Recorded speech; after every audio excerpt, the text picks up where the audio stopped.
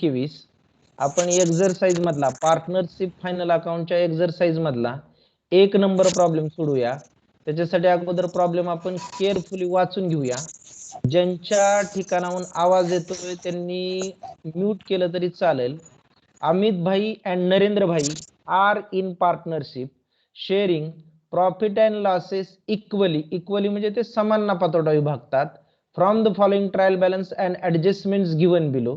खाली दिलेलं trial balance आणि ऍडजस्टमेंट, बिलो म्हणजे खाली दिलेलं. You are required to prepare, तुम्ही तयार करणं आवश्यक आहे. काय तयार करणं आवश्यक आहे?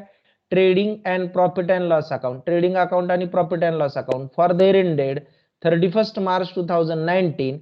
मॅक्झिमम जास्तीत जास्त प्रॉब्लेम मध्ये हीच तारीख वापरली, पण परीक्षेत कोणती तारीख वापरतील आपण स्पेसिफिक सांगू शकत नाही. त्यामुळे परीक्षेत जी काही प्रॉब्लेम मध्ये तारीख दिलेली असेल ट्रायल बॅलन्सच्या खाली ती आपल्याला वापरायचे. And balance sheet as on that date.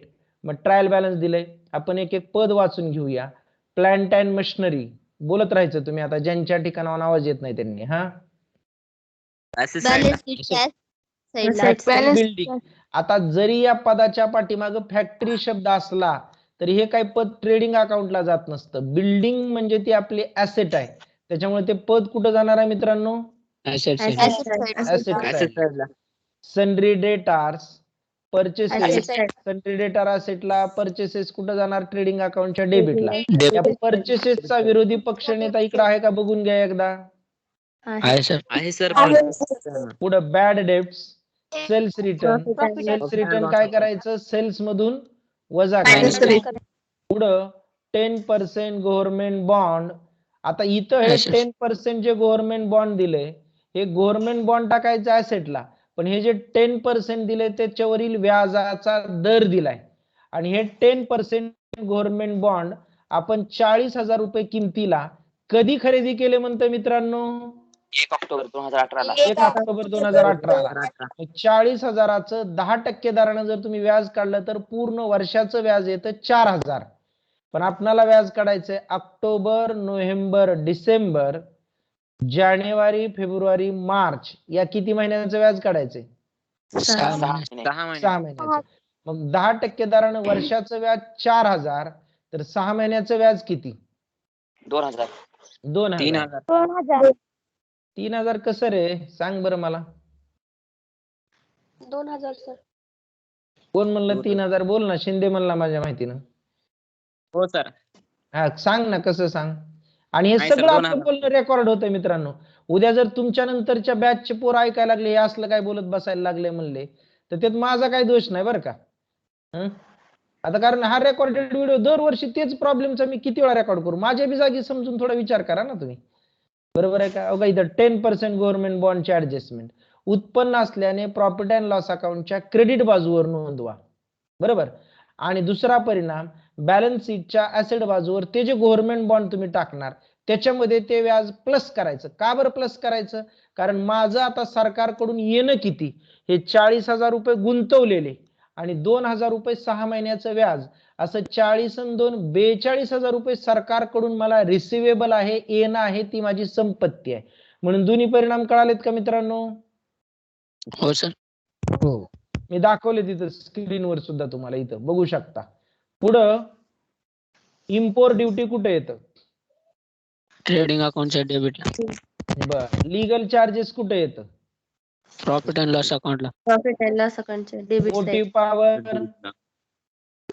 Trading अकाउंटच्या डेबिटला. मोटिव्ह पॉवर म्हणजे यांत्रिक शक्ती, यंत्र चालवण्यासाठी लागणारी शक्ती. वेअर हाऊस रेंट, मला वाटतं काल का काय उल्लेख झाला वेअर हाऊसचा. Profit and loss account. Profit and loss. Cash in hand, cash at bank कुठे जाणार? Asset side. आता बऱ्याच जणाला शंका कुठं असणार? ऍडव्हर्टाइजमेंट मध्ये. मला माहिती आहे. आता हे जे ऍडव्हर्टाइजमेंटच्या कंसात हे दिले मित्रांनो, यालाच आता आपण जे गव्हर्नमेंट बॉन्ड बद्दल बोललो तसंच हे ऍडव्हर्टाइजमेंट बद्दल आहे बघा. हे जे दिलंय याला हिडन ऍडजस्टमेंट किंवा सायलेंट ऍडजस्टमेंट म्हणतात. माहिती आहे ना तुम्हाला? त्याचा उल्लेख पूर्वी झाला असेल ना? हो सर. हो सर. सायलेंट ऍडजस्टमेंट या दोन्हीपैकी कुठलंही नाव वापरतात. ऍडजस्टमेंट म्हणलं की त्याचे दोन परिणाम आपल्याला माहिती आहे. मग हिडन असू द्या किंवा रेग्युलर ऍडजस्टमेंट असू द्या. मग ही जी दिली हिडन ऍडजस्टमेंट आहे, ही ऍडजस्टमेंट काय म्हणते बघा, ऍडव्हर्टाइजमेंटचे आपण टोटल एकूण 10,000 रुपये दिलेत म्हणते. एकूण किती दिलेत म्हणते ऋतुजा शेळके? एकूण 10,000 दिलेत म्हणते. आणि त्याच्यापैकी फॉर 2 इयर्स 2 वर्षासाठी 10,000 आहेत म्हणते. मग आता त्याच्यापैकी चालू वर्षाचा खर्च किती? एक साधं गणित तुम्हाला कळतं की एकदाच आपण लोकमत म्हणा, सकाळ म्हणा, लोकसत्ता म्हणा, कुठल्या तरी एखाद्या पेपरवाल्याला 2 वर्ष आमची तू जाहिरात देत राहायची. अशा कारणासाठी जर एकदाच आपण 10,000 दिलेले असले तर हा 10च्या 10,000 रुपये खर्च चालू वर्षाचा असू शकतो का? तुम्ही म्हणतानाच काय म्हणताय, जाहिरातीचे किती वर्षासाठी दिले म्हणताय? 2 वर्ष. 2 वर्षासाठी. 2 वर्षासाठी. बरोबर. मग चालू वर्षाचा खर्च किती मित्रांनो या 10,000 पैकी? 5,000 सर. 5,000. पण याच्या पुढे पुढे हे काहीतरी लिहिलंय याच्या पुढे. या शब्दाचा अर्थ, हा व्हेरी गुड, बोला. त्या शब्दाचा अर्थ काय? त्या महिन्यापासून सुरुवात झाली. हा very good. With effect from. त्या महिन्यापासून चालू. कोणत्या महिन्यापासून चालू दिले रे तिथं? 1 जानेवारी 2019. खरं तर आता इथं नीट समजून घ्या, आपलं आर्थिक वर्ष चालू झालं 1 एप्रिल 2018 ला. 1 एप्रिल 2018 ला. कशावरून 1 एप्रिल 2018 ला चालू झालं? कारण ते संपतय म्हणून दिलंय 31 मार्च 2019 ला. इथं संपतय म्हणतंय, म्हणजे चालू कधी झालं? 1 एप्रिल 2018 ला. आता इथं नीट समजून घ्या आणि स्क्रीनवर माझा जर चेहरा हात दिसत असेल तर लक्ष करा की एप्रिलला जरी आर्थिक वर्ष चालू झालं तरी एप्रिल पासून आपण ऍडव्हर्टाइजमेंट म्हणजे जाहिरातीचा खर्च चालू केला नव्हता. एप्रिल गेला, मे गेला, जून, जुलै, August, September, October, November, December महिन्यात आपल्याला विचार आला की आपल्या व्यवसायाची आपण जाहिरात करावी. आणि 1 जानेवारी पासून आपण करार केला एखाद्या पेपरवाल्याबरोबर आणि 1 जानेवारी पासून आपण जाहिरात द्यायला चालू केलं. म्हणून मी तर कंसात लिहितोय 1 जानेवारी 2019 ला आपण जाहिरात चालू केली. आता ही 1 जानेवारी 2019 पासून किती दिवस जाहिरातीचा खर्च आपण देणार? 2 वर्षासाठी देणार. पण चालू वर्षी हा जाहिरातीचा खर्च मला किती महिने उपयोगी पडतो? 3 महिने सर. Very good. किती महिने उपयोगी पडतो? फक्त 3 महिने उपयोगी पडतो. उरलेले 21 महिने, 24 महिन्याचं 2 वर्ष, 24 महिने म्हणजे 2 वर्ष, उरलेले 21 महिने म्हणजे मला पुढे उपयोगी पडणार आहे. पुढचं पूर्ण वर्ष आणि त्याच्या पुढचे 9 महिने. अशा पद्धतीने मला हा 2 वर्षाचा खर्च उपयोगी पडणार आहे. चालू वर्षाचा खर्च किती महिन्याचा म्हणलं तर केवळ 3 महिन्याचा. हे समजावून सांगत असताना मी बऱ्याचदा वर्गात उल्लेख करायचो की माझं एप्रिलला आर्थिक वर्ष चालू झालं 1 एप्रिलला, पण आम्ही वॉचमन नेमला, एखादा सिक्युरिटी गार्ड नेमला जानेवारी महिन्यात. आपण वर्षाचा हिशोब नोंदवता यावा म्हणून त्याला काय एप्रिल पासून पगार देणार का रे? नाही सर. जानेवारी महिन्यात जर तुम्ही वॉचमन सिक्युरिटी गार्ड नेमला तर जानेवारी पासूनच त्याला पगार देणार ना, त्याच्या अगोदरचा तो आपला खर्चच नाही म्हणणार आपण त्याला.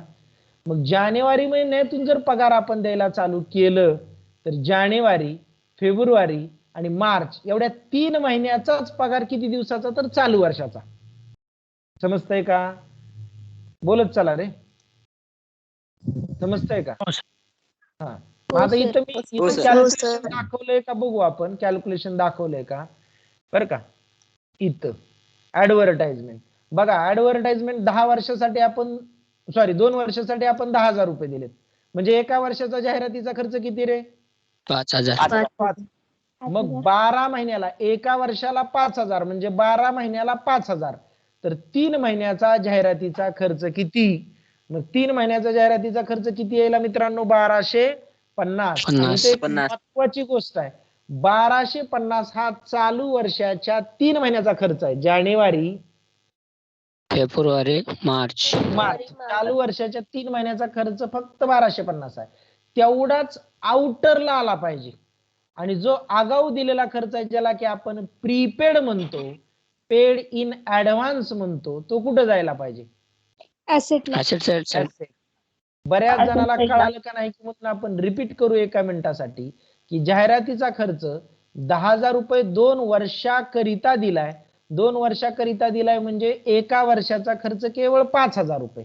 पण हा जाहिरातीचा खर्च आपण 1 एप्रिल पासून चालू केलेला नसून 1 जानेवारी 2019 पासून चालू केलाय.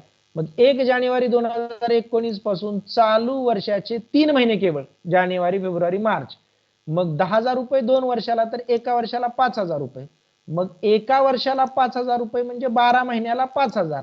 तर 3 महिन्याला किती हे असं आपण कॅल्क्युलेशन केलं. 5,000 गुणिले 3 भागिले 12, तर उत्तर आलं 1250. 1250 आउटरला यायला पाहिजे आणि उरलेले 10,000तून 1250 जर तुम्ही वजा केले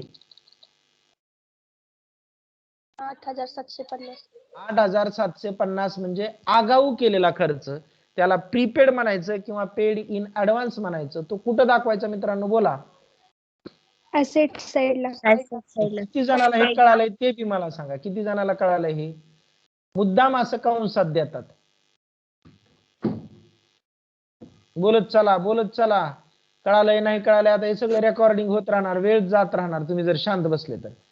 म्हणजे तिथं काही शंका असेल तर विचारा ना तुमची. कळालंय? बर. आता ही जी इंटरनल ऍडजस्टमेंट आहे ही वरची गव्हर्नमेंट बॉन्डच्या असू द्या किंवा ऍडव्हर्टाइजमेंटच्या असू द्या, ही जी इंटरनल ऍडजस्टमेंट आहे याचे परिणाम ताबडतोब आपण तिथं 2-2 परिणाम करून घ्यायचे. म्हणून तुम्ही लक्षात ठेवा. याला काही टिक मार्क करण्याची आवश्यकता नसते, फक्त लक्षात ठेवा. पुढचं पद आहे सॅलरीज रेंट. ट्रायल बॅलन्सच्या डेबिटला दिले म्हणजे कुठं जातं रे ते? Profit and loss. ड्रॉइंग दिले अमित आणि नरेंद्र भाईची. त्या पार्टनरची ड्रॉइंग त्या भागीदाराच्या कॅपिटल मधून वजा करायची. पुढचं पद आहे फर्निचर, बिल रिसिवेबल आणि प्रॉपर्टी. 2 प्रकारची असते मित्रांनो, भाडे तत्वावर घेतलेली प्रॉपर्टी आणि स्वतः विकतच घेतलेली प्रॉपर्टी. जी भाडे तत्वावर घेतलेली प्रॉपर्टी असते तिला म्हणतात लीज होल्ड प्रॉपर्टी. तिला काय म्हणतात? Lease hold property. बरोबर. भाडे तत्वावर घेतलेली. लीज म्हणजे भाड्याने घेणे, होल्ड म्हणजे धारण करणे किंवा ताब्यात असणे. आणि खरं तर याच्याबद्दल मी पूर्वी बोललोय ज्यावेळेस मी बॅलन्स शीट बद्दल बोललोय त्यावेळेस. आणि फ्री होल्ड प्रॉपर्टी म्हणजे जी आपण स्वतः विकतच घेतलेली आहे. मग लीज होल्ड असू द्या किंवा फ्री होल्ड असू द्या, प्रॉपर्टी म्हणलं की ते कुठं जाणार? ऍसेट साइडला. डेबिटची पद संपलेत. लक्षात घेण्यासारखी 2 पद आहेत, एक गव्हर्नमेंट बॉन्ड आणि ऍडव्हर्टाइजमेंट. मला वाटतंय की समजलं असेल त्याचं. त्याच्या पुढचं पद आहे कॅपिटल अकाउंट. दोघांचं दिलंय. Sales, bills payable. Bill payable लायबिलिटीला जाणार. आता डिस्काउंट दिलंय, कुठं जाणार आहे डिस्काउंट? प्रॉफिट अँड लॉस अकाउंटच्या क्रेडिट साइडला. क्रेडिटार्स, लायबिलिटी साइडला. आरडीडी जे दिसते याला आपण काय म्हणणार? बँक लोन, परचेस मधून वजा करायचं. मायनस पहिली ऍडजस्टमेंट आहे stock on hand on 31 March 2019 was valued at ₹43,000. असा जर स्टॉक दिला तर आपण त्याला कसला स्टॉक म्हणतो? Closing stock. Closing stock. कुठं टाकायचा क्लोजिंग स्टॉक? ट्रेडिंग अकाउंटच्या क्रेडिटला. याच्याबद्दल टिक मार्क करायची गरज आहे का काही? नाही. आणि insured goods worth ₹8,000 were stolen. ज्या मालाचा आपण विमा उतरविला नव्हता. वर्थ म्हणजे च्या किमतीचा आणि इन्शुअर्ड म्हणजे विमा न उतरविणे. ज्या मालाचा आपण विमा उतरविला नव्हता असा 8,000 रुपये किमतीचा माल चोरीला गेला म्हणते. म्हणून त्याचे 2 परिणाम. ज्या मालाचा विमा उतरविला नसेल त्याचे 2 परिणाम काय करायचे? ट्रेडिंग अकाउंटच्या क्रेडिटला आणि प्रॉफिट अँड लॉस अकाउंटच्या डेबिट साइडला. तुम्हाला जे ऍडजस्टमेंटचे परिणाम टाकलेत मित्रांनो ते तुम्ही जर केअरफुली वाचला असेल तर बघा तिथं 6वी ऍडजस्टमेंट अशी आहे का नाही बघा तिथं वाचा. काय म्हणतंय? अनइन्शुअर्ड गुड्स डिस्ट्रॉयड बाय फायर असू द्या किंवा तिथं स्टोलन असू द्या, जळाला किंवा त्याची चोरी झाली म्हणू द्या, मग काय परिणाम करायचे? ट्रेडिंग अकाउंटच्या क्रेडिट बाजूला किमतीचा माल कमी झाला. आणि दुसरा परिणाम विमा कंपनीकडून काहीच मिळणार नसल्यामुळं प्रॉफिट अँड लॉस अकाउंटच्या डेबिट साइडला नेट लॉस बाय फायर म्हणण्याच्या ऐवजी नेट लॉस बाय स्टोलन म्हणा किंवा गुड स्टोलन म्हणा, काही प्रॉब्लेम नाही. पुढं या ऍडजस्टमेंट बद्दल टिक मार्क करण्याची गरज नाही. Create RDD. खरं तर या ऍडजस्टमेंट बद्दल ऍडजस्टमेंट नंबर 3 आणि 4 बद्दल आपण काल बोललो होतो. क्रिएट आरडीडी म्हणजे न्यू आरडीडी तयार करा. म्हणजे पैसे बुडू शकतात. किती पैसे बुडू शकतात? 2%. म्हणून त्याची प्रोव्हिजन करा, तरतूद करा. किती टक्के करा? 2% करा. कशावर करा सांगायची गरजच नसते. ज्यांना आपण माल उधार विकलाय त्या सन्ड्री डेटार्सवर प्रोव्हिजन करा 2%. मग डेटारवर 2% प्रोव्हिजन करायची, पण मी कालच उल्लेख केला होता, याच प्रॉब्लेम मध्ये त्याच्या खालीच मिस्टर पाटीलावर कस्टमर, एक पाटील नावाचा आपला कस्टमर आहे, बिकम इनसॉल्वंट, त्याचं दिवाळ वाजलं, तो दिवाळखोर झाला अँड कुड नॉट पे हिज डेब्ट्स, आणि तो त्याच्या कर्जाची परतफेड करू शकला नाही, ज्याच्याकडून की आपल्याला किती येणं होतं? 500 रुपये. मग मी कालच बोललो होतो की आपण ऍडजस्टमेंटचा क्रम बदलायचा. पहिल्यांदा परिणाम किती रुपयाचा करायचा मित्रांनो? 500 रुपये. 500. काय परिणाम करायचा 500 रुपयाचा? New bad new bad debts म्हणून सन्ड्री डेटार मधून मायनस मायनस करायचं. आणि ट्रायल बॅलन्सच्या डेबिट बाजूला वरून जे 4 का 5 नंबरला बॅड डेब्ट्स दिले त्याच्यात हे काय करायचं?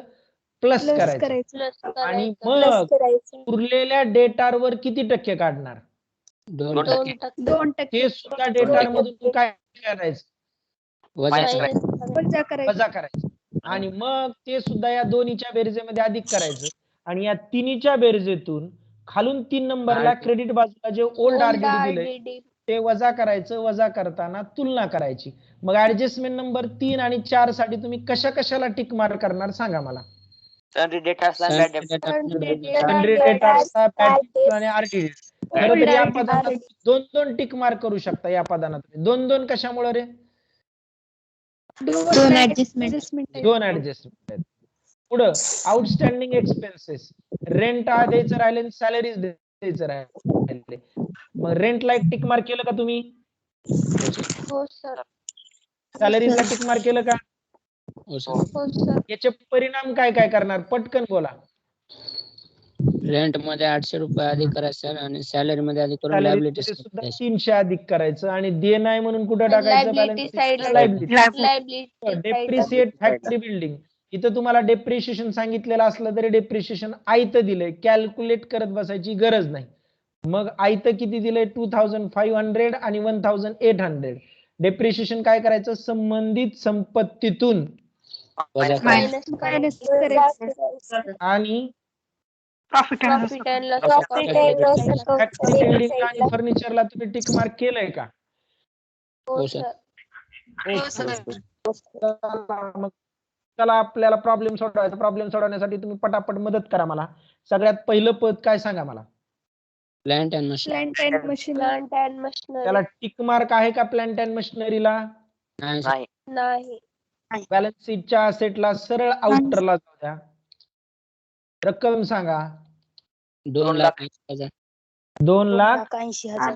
80,000. चला पुढचं पद काय मित्रांनो? Factory building.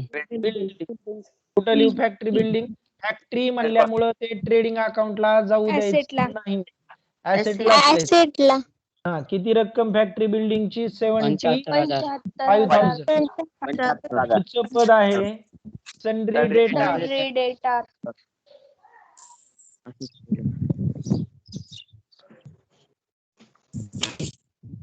रक्कम आहे त्याची 28,700.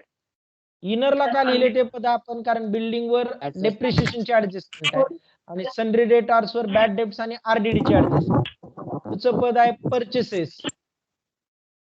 Trading अकाउंटचा debit. इथं वरती लिहू का सगळ्यात? नाही सर. कशाला सोडायची? Opening stock. परचेसेसची रक्कम किती आहे? 85,500. बरं इनरला का लिहिलं परचेसेस? मायनस करायचंय. पुढचं पद आहे बॅड डेब्ट्स.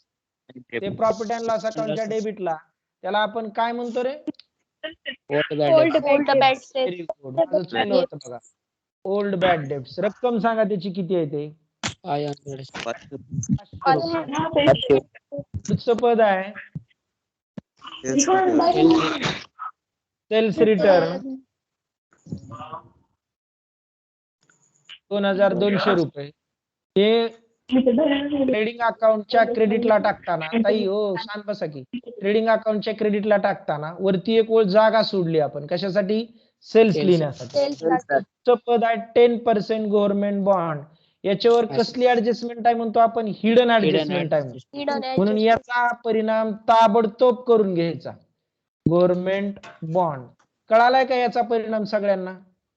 हो सर. गव्हर्नमेंट बॉन्ड आपण 40,000 रुपये गुंतवलेत, म्हणजे एक प्रकारे सरकारला 40,000 रुपये आपण कर्जाऊ दिलेत, व्याजाने दिलेत. त्या व्याजाचा दर म्हणजेच त्या वाक्याची सुरुवात 10%. मग 40,000वर जर आपण 10% दराने व्याज काढलं तर पूर्ण वर्षाचं येतं व्याज 4,000. पण आपण गव्हर्नमेंट बॉन्ड परचेस 5,000. केलेत, खरेदी केलेत. कधी खरेदी केलेत म्हणतंय? 1 ऑक्टोबर 1 2018 ऑक्टोबर 1 ऑक्टोबर 2018 18 ला. 18. 6 महिन्याचं व्याज काढलं तर ते एवढं येतं. दिसतं का तुम्हाला? काही 2,000 हो. येतं. मग या 2,000चे दोन परिणाम काय करायचे? मी तुम्हाला मगाशीच दाखवले होते. 2,000चे दोन परिणाम आपल्यासाठी उत्पन्न असल्यानं प्रॉफिट अँड लॉस अकाउंटच्या प्रॉफिट अँड लॉस अकाउंटच्या क्रेडिट क्रेडिट साईडला या गुंतवणुकीची रक्कम अधिक करा. मग इथं प्लस करायचं आउटस्टँडिंग इंटरेस्ट.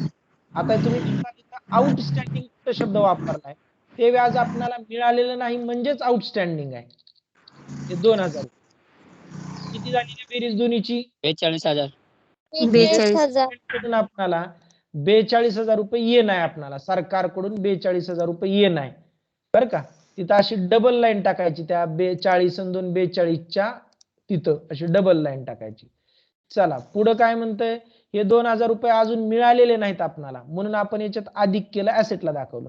पण मिळाले नसलं तरी ते आपलं उत्पन्न आहे, म्हणून त्याचा दुसरा परिणाम क्रेडिटला outstanding interest on government bond. Government bonds. किती रुपये म्हणला? 42,000 ना? 42,000 42,000 2,000 सर. 2,000 जे उत्पन्न आहे तेच लिहायचं. 40,000 उत्पन्न नाही, 40,000 गुंतवणूक आहे. ते सरकारकडून येणं आहे आणि हे 2,000 रुपये आपल्याला त्याच्यावर मिळणारं व्याज हे उत्पन्न आहे. मग उत्पन्न आहे तर मग ऍसेटला का टाकलंय? तर ते अजून मिळालेलं नाही, ऍसेटला टाकले. बरोबर. चला पुढचं पद आहे इम्पोर्ट ड्युटी. कुठे तर इम्पोर्ट ड्युटी? ट्रेडिंग अकाउंटच्या डेबिटला. ट्रेडिंग अकाउंटच्या डेबिट साईडला. अकाउंटच्या डेबिट साईड.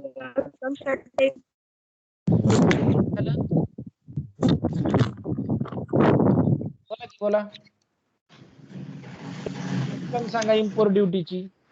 1800. पुढचं पद आहे लीगल चार्जेस. कुठे तर legal charges? Profit and loss अकाउंटच्या डेबिट साईडला.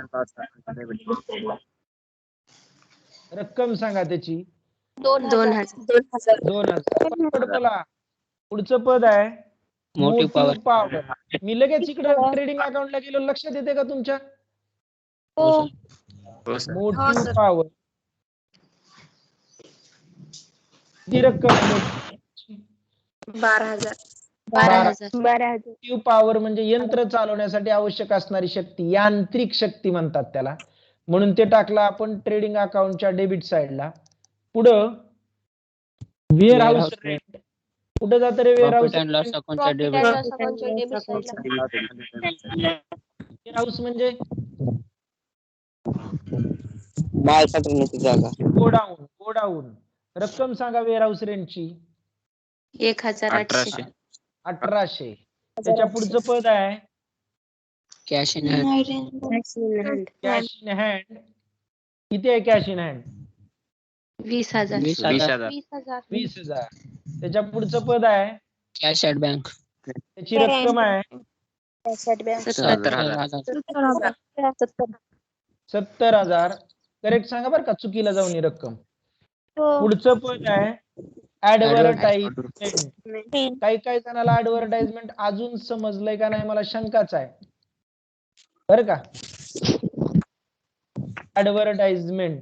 बरं, ऍडव्हर्टाइजमेंटचे चालू वर्षात आपण 10,000 दिलेत एवढं तरी कळालंय की आपण तो आपल्यासाठी खर्च आहे, म्हणून प्रॉफिट अँड लॉस अकाउंटच्या डेबिटला टाकला. पण आउटरला का टाकला नाही? जर मला नुसतं ऍडव्हर्टाइजमेंट दिलं असतं आणि खाली जे कंसात दिलंय for 2 years with effect from 1 जानेवारी 2019 हे जर दिलं नसतं तर हे 10,000 मी सरळ कुठे टाकले असते मित्रांनो? आउटरला.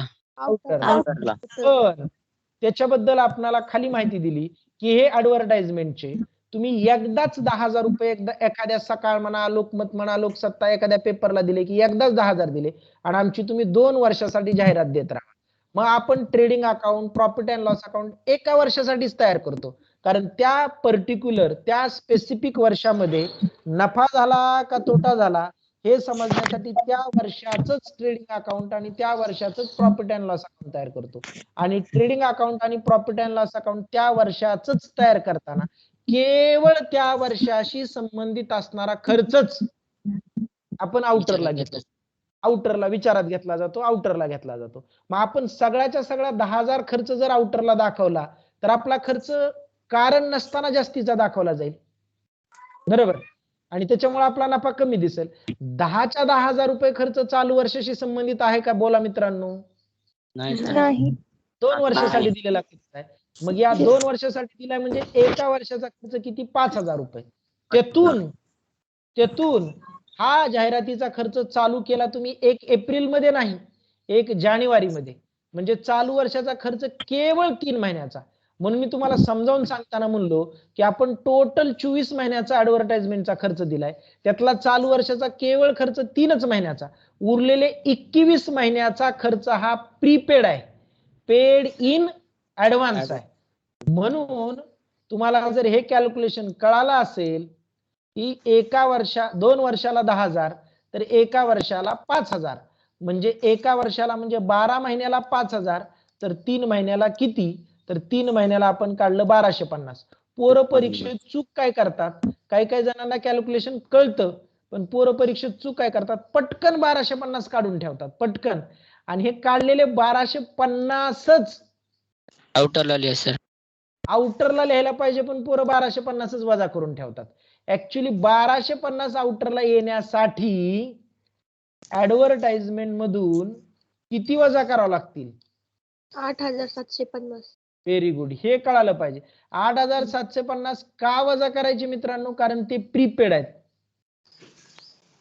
बघा, आउटरला आले 1250, आउटरला 1250 आले, याचा अर्थ काय की चालू वर्षाशी संबंधित असणारा चालू वर्षाच्या 3 महिन्याचा खर्च किती? 1250. 1250. आणि हे 8,750 जे तुम्ही 21 महिन्याचे आगाऊ दिलेत ते तुमचे वाया गेले ना? नाही सर, ऍसेट नाही साइड. सर, ऍसेट साइडला. Very good. ते कुठे जाणार? बॅलन्स शीटच्या ऍसेट ऍसेट साइडला. साइड. त्याला काय म्हणायचं रे? Prepaid advertisement. Prepaid advertisement. किती लिहू? 1250 लिहू का? नाही सर, 8,750. Very good. बघा, आता मी माझ्या परीने समजावून सांगण्याचा परत प्रयत्न केलाय. 77 मुलं होते पण घाबरून 70च राहिले काय की वाटायला लागले. तर परत अजून बघा, एकमेकाशी चर्चा करा, थोडं समजून घेण्याचा प्रयत्न केला तर नक्कीच समजल अशी माझी खात्री आहे. चला पुढच्या पदाकडे. सॅलरीज, रेंट हे दोन्ही प्रॉफिट अँड लॉस अकाउंटला येतात, पण दोन्हीलाही ऍडजस्टमेंट आहे. ऍडजस्टमेंट आहे, टिक मार्क आहे. 3,800 आणि रेंटची किती आहे रे रक्कम? 1,500. 1,500. चला पुढचं पद बोला. ड्रॉइंग.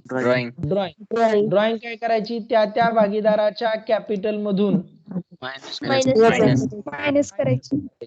आता चर्चा करू नका, पुन्हा थोडा विचार करा पिरियड संपल्यानंतर वगैरे. सगळं अजून समजलं नाही तर दुपारून वगैरे फोन करा, अजून बोलू त्याच्याबद्दल, पण आता चर्चा करत बसू नका. तर पहिल्या पार्टनरचं नाव माझं चुकलं बघा. पहिल्या पार्टनर अमिता नाकू म्हणून, अमित भाई म्हणून.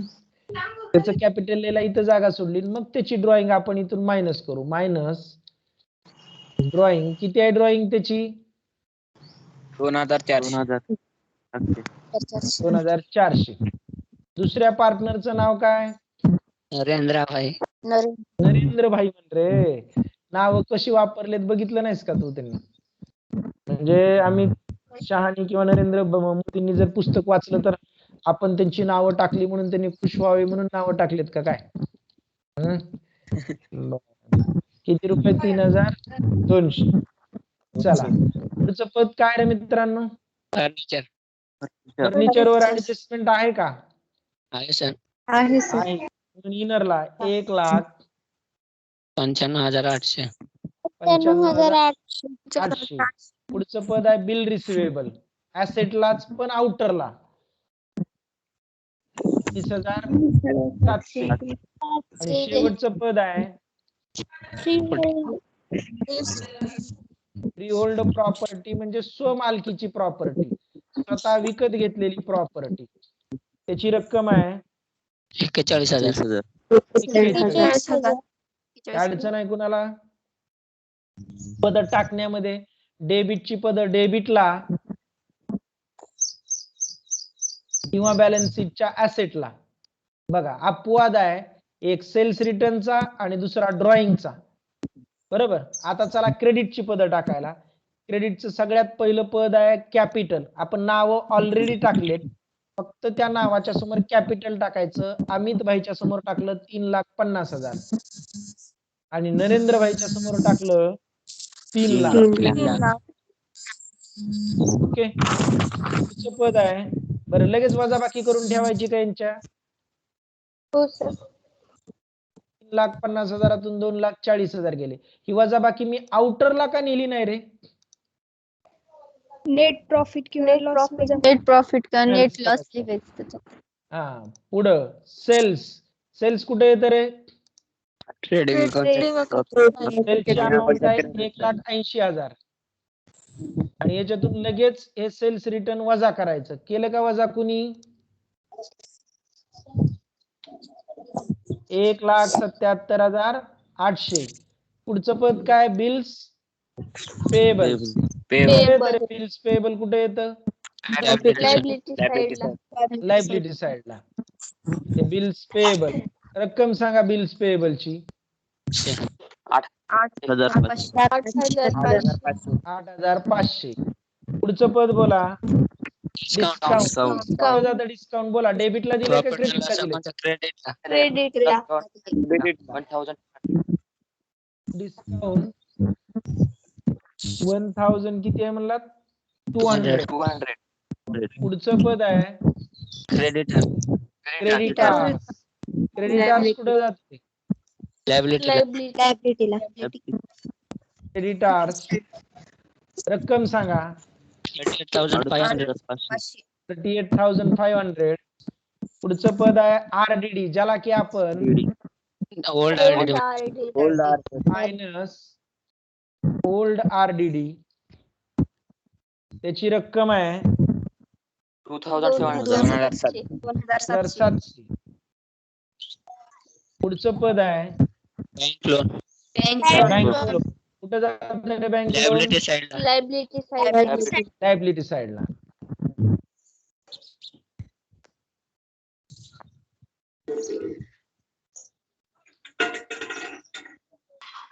Bank loan. रक्कम आहे त्याची बँक लोनची 15,000. पुढचं पद आहे परचेस रिटर्न. परचेस रिटर्न काय करायचं मित्रांनो? परचेस परचेस मायनस करायचं. किती आहे परचेस रिटर्नची रक्कम? 2,000. लगेच वजाबाकी तोंडी करू शकता. बोला ना. 83,500. सगळे पद टाकून संपले. कुठल्या पदामध्ये अडचण आहे का? ऍडव्हर्टाइजमेंटच्या ऍडजस्टमेंटचा मात्र आपण ताबडतोब का परिणाम केला? कारण ती हिडन ऍडजस्टमेंट आहे, सायलेंट ऍडजस्टमेंट आहे, ते विसरू शकतं म्हणून लगेच परिणाम केला. त्याच पद्धतीनं गव्हर्नमेंट बॉन्डवर सुद्धा जो हे 10% दिले तो त्याच्यावरील व्याजाचा दर आहे आणि गव्हर्नमेंट बॉन्ड हे 1 ऑक्टोबरला खरेदी केलेत म्हणतंय, म्हणून 6 महिन्याच्या व्याजाचा लगेच परिणाम केला. वाटल्यास तुमच्या लक्षात येण्यासाठी इथं कंसात तुम्ही 6M लिहू शकता. 6M म्हणजे रे 6 महिन्याचं व्याज. बरं का? चला सगळं म्हणजे पद टाकून संपले असतील तर पहिली ऍडजस्टमेंट आहे क्लोजिंग स्टॉकची. क्लोजिंग स्टॉकचे 2 परिणाम ट्रेडिंग अकाउंटच्या क्रेडिटला ऍसेटला. एक क्लोजिंग स्टॉक 43,000. पुढचं पद बोला. अनइन्शुअर्ड गुड्स वर्थ ₹8,000 वेअर स्टोलन. 8,000 रुपये किमतीचा माल चोरीला गेला म्हणते. मग याचा परिणाम ट्रेडिंग अकाउंटच्या क्रेडिटला. का बरं ट्रेडिंग अकाउंटच्या क्रेडिटला? माल एवढा जळाला, माल माल चोरीला गेला, माल फुकट वाटला किंवा मालाची पार्टनरनं उचल केली, destroyed by fire, goods stolen असू द्या, गुड्स डिस्ट्रीब्युटेड असू द्या किंवा गुड्स विथड्रॉन असू द्या, तेवढ्या किमतीचा माल कमी झाला म्हणून ट्रेडिंग अकाउंटच्या क्रेडिट साइडला इथं लिहायचं by goods stolen, sorry stolen.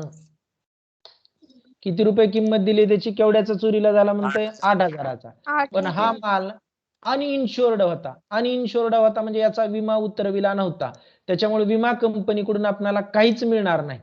म्हणून तो टोटल आपल्यासाठी लॉस असल्यामुळे प्रॉफिट अँड लॉस अकाउंटच्या डेबिट साइडला गुड्स नो प्रॉब्लेम. किती रुपये रक्कम? 8,000.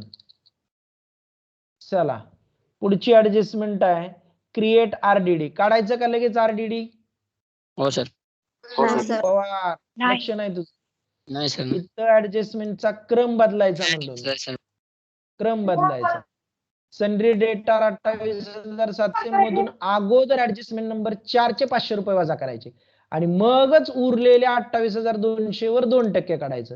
तुम्ही जर 28,700 वर 2% काढलं लगेच तर ते तुमचं चुकीचं होईल. कळालंय का? आता तरी लक्षात आलंय का? हो सर. हो. हो सर. मग पहिल्यांदा मी ऍडजस्टमेंट नंबर 3 चा परिणाम करायला का 4 चा? 4 चा. बरं काही जण म्हणतील ऍडजस्टमेंट नंबर 4 मध्ये सर कुठं बॅड डेट शब्द वापरलाय? आपण कसं ओळखायचं ते बॅड डेट्स आहे म्हणून?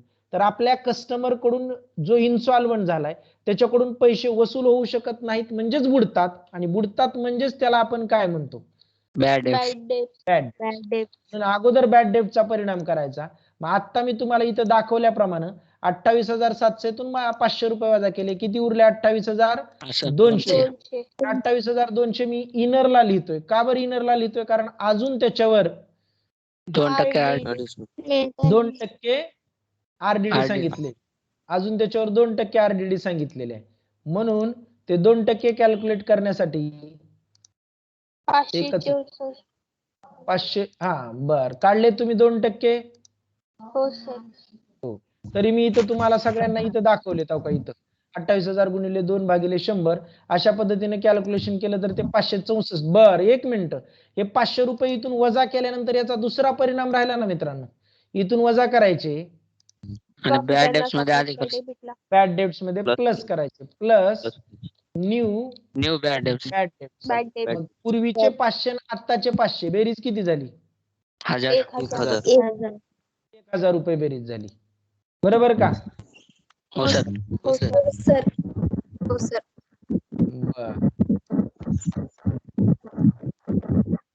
पुढे चला. आता उरलेल्या डेटावर 2% काढा. मग त्या मुलीने सांगितले 2% किती येतात ते? -2% न्यू आरडीडी. 500 किती म्हणलात? 64. एखाद्यानं जर 28,700 वर काढले असते तर ते चुकले असते त्याचे. आपण 28,700 वर नसून 28,200 वर काढले. त्यासाठी ऍडजस्टमेंटचा क्रम बदलला. का बदलला ते कळालं का नाही? की अगोदर बॅड डेटचा परिणाम व्हायला पाहिजे. मग या 28,200 तून हे 564 वजा करा. हे वजा केलेले 564 परत 27,636. बर परत बॅड डेट्स मध्ये आधी करायचं. बॅड डेट्स मध्ये अधिक करायचे इकडं. मग इथं लिहा प्लस न्यू आरडीडी. 564 करा. या तिन्हीची म्हणजे या 1,000ची 564 ची बेरीज 1,564. काल कुणीतरी शंका विचारली होती, मला वाटतंय भगवंत का कुणीतरी, त्यावेळेस आपण खरं तर याच्याबद्दल बोललो होतो बरं का. मग तुम्हाला लक्षात येतं मित्रांनो, या तिन्हीची 500, 500 आणि 564 ची बेरीज 1,564 आली. बरोबर. आणि खालची रक्कम 2700 आहे. ज्यावेळेस खालची रक्कम मोठी असते त्यावेळेस मी काय सांगितलंय? आरडीडी म्हणून कुठं लिहा म्हणून सांगितलंय? Credit side. Credit side. मग इथं किती लिहायचा एक्सेस आरडीडी? 2700 मधून 1,564 वजा करायचे. 1,136. याला आपण काय लिहिलं कळालं का? एक्सेस म्हणजे अतिरिक्त. Excess RDD. आता ऍडजस्टमेंट नंबर 3 आणि 4 दोन्ही झाले. ऍडजस्टमेंट नंबर 5 काय म्हणते की खर्च द्यायचे राहिले, तर रेंट एक द्यायचं राहिले आणि सॅलरीचं एक द्यायचं राहिले. म्हणून याच्यात प्लस करा. आतापर्यंत 1500 रुपये भाडं दिलंय आणि अजून किती द्यायचं राहिले, 800 रुपये द्यायचं राहिले. 1500 आणि 800 किती, 2300. 2300. आणि हे 800 रुपये आपण दिलेले नाहीत, देणं आहे म्हणून व्हेरी गुड. लायब्ररी साईडला आउटस्टँडिंग रेंट किती रुपये म्हणलात, 800 रुपये. 800 रुपये. त्याच पद्धतीनं आतापर्यंत सॅलरीज दिले 3800 आणि अजून किती द्यायचं राहिलं म्हणतंय, 300. 300. त्याच्यात अधिक करा 300 रुपये. किती बेरीज झाली पटकन बोला, 4100. 4100. हे 300 सुद्धा अजून दिलेले नाहीत म्हणून बॅलन्स शीटच्या Liability साईडला 300 रुपये. बरोबर. पुढं depreciate factory building. Factory building वर डेप्रिशिएशन काढा म्हणतंय. मग 75,000वर डेप्रिशिएशन काढण्यासाठी तुम्हाला माहिती आहे इथं काय लिहायचं ते, तर इथं लिहायचं मायनस किती टक्के डेप्रिशिएशन. इथं दर दिलेला नाही, डायरेक्टच दिलंय डेप्रिशिएशन. इथं पर्सेंटेजची गरज नाही, मग डायरेक्ट लिहायचं मायनस डेप्रिशिएशन. किती रे डेप्रिशिएशन, 500. 75,000तून 2500 वजा केल्यावर किती राहतात, 72,500. 72,000. काही मुलं परीक्षेत घाईनं 73,500 करून ठेवतात. हे वजा केलेले 2,500 कुठं टाकायचे. काही मुलं म्हणतील की फॅक्टरी लिहिल्यामुळं काय ट्रेडिंगला जाऊ द्यायचं का काय, तर डेप्रिशिएशन आपल्यासाठी लॉस आहे आपल्या व्यवसायासाठी, म्हणून profit and loss account depreciation on factory building किती रुपये रक्कम म्हणला, 72,500 ना, 2,500. त्याच पद्धतीनं दुसऱ्या एका संपत्तीवर डेप्रिशिएशन सांगितलंय फर्निचरवर. मग फर्निचरवर मायनस करा डेप्रिशिएशन. त्याच्यात सुद्धा पर्सेंटेजची गरज नाही, डायरेक्ट डेप्रिशिएशन काढून दिलंय तुम्हाला. त्याची रक्कम आहे 1,800. मग वजा बाकी किती येते सांगा, 1,94,000. 1,94,000. ओके. हे केलेली वजा बाकी म्हणजे वजा केलेलं डेप्रिशिएशन परत तिकडं कुठं न्या, प्रॉफिट अँड लॉस अकाउंटच्या डेबिटला.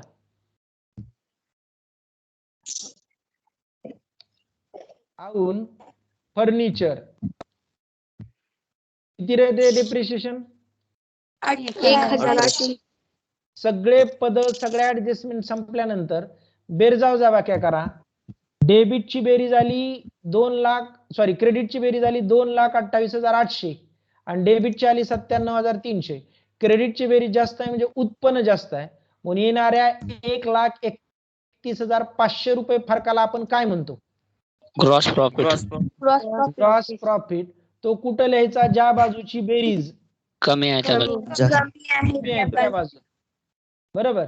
हा आलेला ग्रॉस प्रॉफिट इथून उचलायचा प्रॉफिट अँड लॉस अकाउंटच्या क्रेडिटला, क्रेडिट साइडला बाय ग्रॉस प्रॉफिट 1,31,500. बरोबर. मग क्रेडिट बाजूची बेरीज केली 1,34,700 आली. आता इथं काय याच चूक झाली का काय बेरजा वजाबाक्यात, आपण परत बेरजा करून बघू वाटल्यास इथं, बरं का. एक मिनिट. 1,35,836 येते sir. Okay. 1,35,836. Very good, 36. Correct आहे तुमची. आणि डेबिट बाजूची बेरीज केली तर ते किती आली बघा.